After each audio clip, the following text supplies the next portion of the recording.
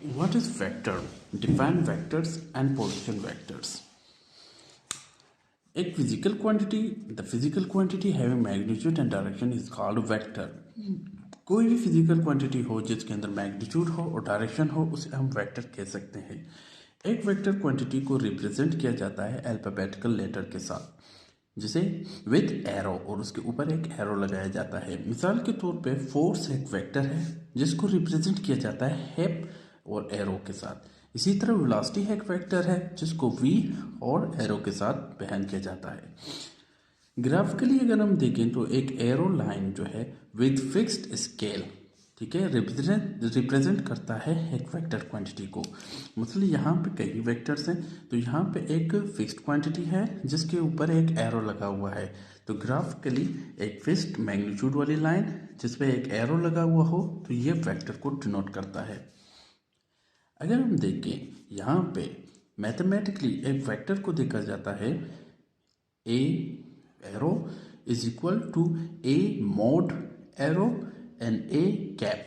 ये जो mode arrow जो है, ए जो है मोड ए इसको पढ़ते हैं, ये बताता है इसकी मैग्नीट्यूड, और ये ए कैप जो है इसकी यूनिट वेक्टर बताता है.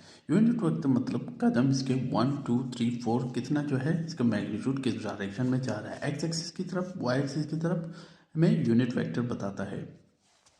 अगर एक ऐसा वेक्टर हो जिसकी मैग्नीट्यूड 0 हो, मतलब वो यहाँ पे लाइज कर रहा हो, तो उस वेक्टर को कहते हैं नल वेक्टर. अगर यूनिट वेक्टर की बात करें तो यूनिट वेक्टर आई जे के एक्स एक्सिस वाई एक्सिस और जेड एक्सिस के लिए हम के यूज़ करते हैं. तो हमारे पास यूनिट वेक्टर्स जिसको एक्स एक्सिस वाई एक्सिस और जेड एक्सिस को रिप्रेजेंट किया जाता है, यूनिट वेक्टर को कम से कम 1 होना चाहिए. Rectangular components of a vector की बात करते हैं. अब रेक्टेंगुलर कंपोनेंट्स क्या होते हैं? अगर हम एक वेक्टर लेते हैं, जो एक वेक्टर जो है एक लाइन हो, मिसाल के तौर पे हमारे पास एक वेक्टर इस सिम्ट में है जिसको यहाँ पे शो किया हुआ डेल के साथ, ठीक है. अगर ये एक वेक्टर है, इसके रेक्टेंगुलर कंपोनेंट्स क्या होंगे?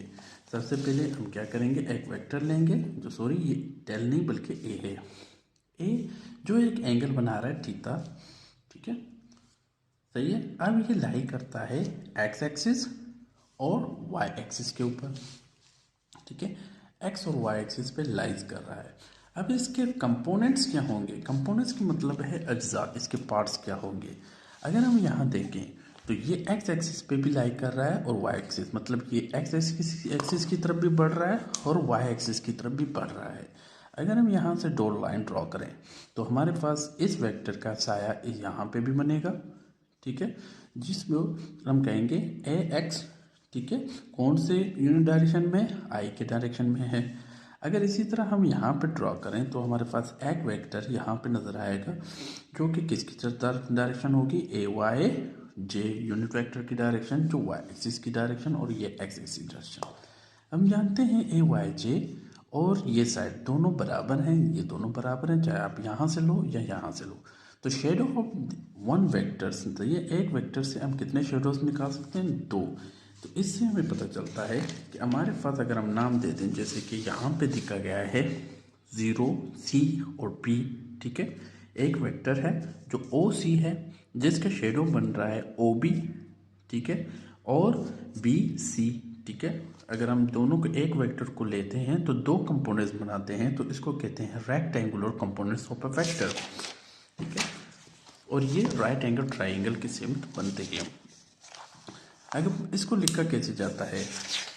अगर हम देखें ओ ए, इसका नाम क्या है? ए, ठीक है, ओ ए ओ सी इसका नाम है ए, ओ बी इसका नाम है ए एक्स आई और बी सी इसका नाम है ए वाई जे. तो अगर हम इसको ड्रॉ करते हैं यहाँ पे तो हमारे पास ये कुछ तरह से आएगा A is equal to A x I plus A y जे.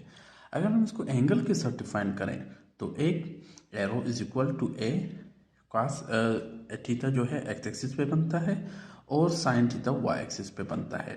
तो ये एक कंप्लीट विद द जो है इसकी मैग्नीट्यूड और डायरेक्शन और इसकी जो है प्रॉपर एंगल के बारे में भी बता रहा है. अगर हम सिर्फ मैग्नीट्यूड की बात बताएं, ये एक वेक्टर है जो इन यूनिट वेक्टर जिसके कंपोनेंट्स के साथ मिलके बना है. अगर मैग्नीट्यूड ऑफ वेक्टर मालूम करना हो तो ये पिथागोरस थ्योरम के जरिए फाइंड किया जाता है, जिसको हम इस तरह लिख सकते हैं a mod is equal to a square x plus a square y under root में चला जाता है। इसके जरिए हम मैग्नीट्यूड मालूम कर सकते हैं। रही बात डायरेक्शन की, तो डायरेक्शन के लिए चूंकि ये एक्स और वाई दोनों प्लेन पे लाइज करता है, अगर यहाँ पे देखें तो ये एक्स और वाई दोनों प्लेन पे लाइज कर रहा है, तो यहाँ पे हमारे पास एंगल यूज होता है tan theta. Otherwise cos theta जो है एक्स एक्सिस के लिए यूज होता है और साइन थीटा वाई एक्सिस के लिए यूज होता है। अगर दोनों के लिए हमें यूज करना है तो हम क्या करेंगे, tan थीटा का इस्तेमाल करेंगे।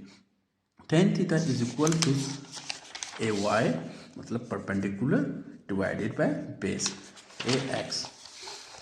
तो अगर हमें चाहिए थीटा तो हम tan को जब शिफ्ट करते हैं दूसरे साइड, तो ये जो है हमारे पास tan को शिफ्ट करते हैं तो ये 1/tan इस तरह आ जाता है, जिसको हम लिख सकते हैं tan -1।